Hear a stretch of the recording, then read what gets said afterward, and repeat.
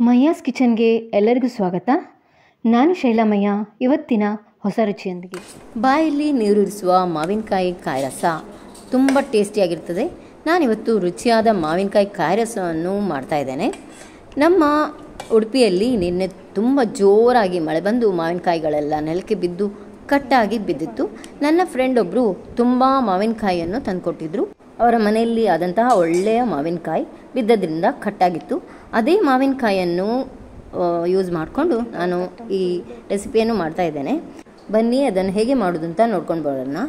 ಮೊದಲಿಗೆ ಈ ಕಟ್ಟಾದ ಮಾವಿನಕಾಯಿಗಳನ್ನೆಲ್ಲ ಒಮ್ಮೆ ಚೆನ್ನಾಗಿ ತೊಳ್ಕೊಂಡು ಇಟ್ಕೊಂಡಿದ್ದೇನೆ.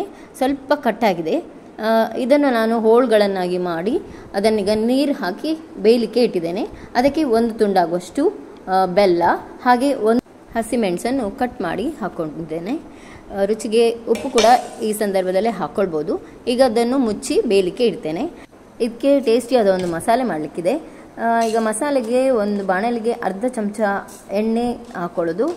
ಎಣ್ಣೆ ಬಿಸಿ ಆದಮೇಲೆ ಸ್ವಲ್ಪ ಸಾಸಿವೆ ಹಾಗೆ ಕಡಲೆಬೇಳೆ, ಉದ್ದಿನಬೇಳೆ, ನಂತರ ಅದಕ್ಕೆ ಮೆಂತೆಯನ್ನು ಕೂಡ ಹಾಕ್ಕೊಂಡು ಒಣಮೆಣಸನ್ನು 4-5 ಹಾಕಿ ಕರಿಬೇವನ್ನು ಕೂಡ ಹಾಕ್ಕೊಂಡು ಚೆನ್ನಾಗಿ ಒಮ್ಮೆ ಫ್ರೈ ಮಾಡ್ಕೊಳ್ಬೇಕು.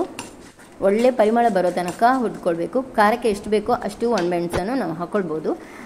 ಫ್ಲೇಮನ್ನು ಆಫ್ ಮಾಡಿಕೊಂಡು ಈಗ ಅದೇ ಉರಿಗೆ ತೆಂಗಿನಕಾಯಿ ತುರಿಯನ್ನು ಕೂಡ ಇಲ್ಲೇ ಹಾಕ್ಕೊಳ್ತಾ ಇದ್ದೇನೆ. ತೆಂಗಿನಕಾಯಿ ತುರಿ ಕೂಡ ಇದರ ಉರಿಯಲ್ಲೇ ಚೆನ್ನಾಗಿ ಫ್ರೈ ಆಗ್ತದೆ.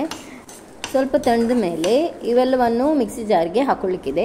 ಅಷ್ಟರೊಳಗೆ ಈ ಮಾವಿನಕಾಯಿ ಎಲ್ಲ ಚೆನ್ನಾಗಿ ಬೆಂದ್ಕೊಳ್ತಾ ಇದೆ. ಈಗ ನಾವು ತಣಿದ ಈ ಮಸಾಲೆಯನ್ನು ಮಿಕ್ಸಿ ಜಾರ್ಗೆ ಹಾಕಿ ರುಬ್ಕೊಳ್ಬೇಕು. ರುಬ್ಬುವಾಗ ನಾವು ಮೊದಲಿಗೆ ಎಲ್ಲ ವಸ್ತುಗಳನ್ನು ಹಾಕ್ಕೊಂಡು ನಂತರ ಅದಕ್ಕೆ ಸ್ವಲ್ಪ ಉಪ್ಪನ್ನು ಕೂಡ ಸೇರಿಸಿ ಪುಡಿ ಪುಡಿಯಾಗಿ ಒಮ್ಮೆ ಅರ್ದುಕೊಂಡು ಬರಬೇಕು.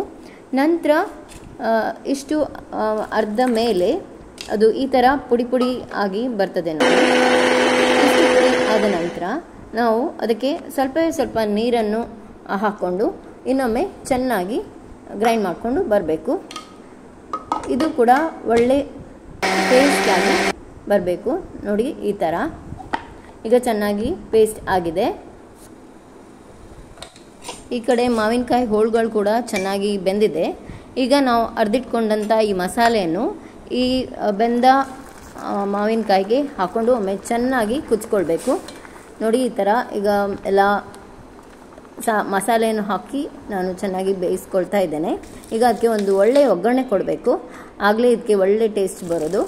ಒಗ್ಗರಣೆಗೆ ತೆಂಗಿನೆಣ್ಣೆ, ಸಾಸಿವೆ, ಇಂಗು, ಕರಿಬೇವು ಸೊಪ್ಪು ಹಾಕಿ ಒಗ್ಗರಣೆ ಕೊಟ್ಟರೆ ಒಂದು ರುಚಿಯಾದ ಮಾವಿನಕಾಯಿ ಕಾಯಿ ರಸ ರೆಡಿ ಆಯಿತು. ನೋಡಿ, ಇದನ್ನು ಬಿಸಿ ಬಿಸಿ ಅನ್ನದ ಜೊತೆ ಸೇವಿಸಲಿಕ್ಕೆ ತುಂಬ ಚೆನ್ನಾಗಿರ್ತದೆ.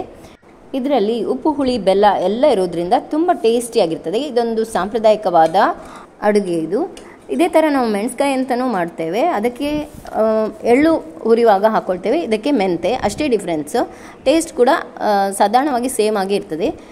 ಇದನ್ನು ನಾವು ಅನ್ನದ ಜೊತೆ ಬಿಸಿ ಬಿಸಿಯಾಗಿ ತಿಂದರೆ ತುಂಬಾ ಚೆನ್ನಾಗಿರ್ತದೆ. ನೀವು ಕೂಡ ಮಾಡಿ ನೋಡ್ತೀರಲ್ಲ. ಈ ವಿಡಿಯೋ ನಿಮಗೆ ಖಂಡಿತವಾಗಿಯೂ ಇಷ್ಟವಾಗಿರ್ತದೆ ಅಂತ ಭಾವಿಸ್ತೇನೆ. ಇಷ್ಟವಾದಲ್ಲಿ ಒಂದು ಲೈಕ್ ಹಾಗೆ ಶೇರ್, ಹೊಸಬರಾಗಿದ್ದರೆ ಸಬ್ಸ್ಕ್ರೈಬ್ ಮಾಡಲಿಕ್ಕೆ ಮರಿಬೇಡಿ ಅಂತ ಹೇಳ್ತಾ ಮುಂದಿನ ಸಂಚಿಕೆಯಲ್ಲಿ ಭೇಟಿ ಆಗ್ತೇನೆ.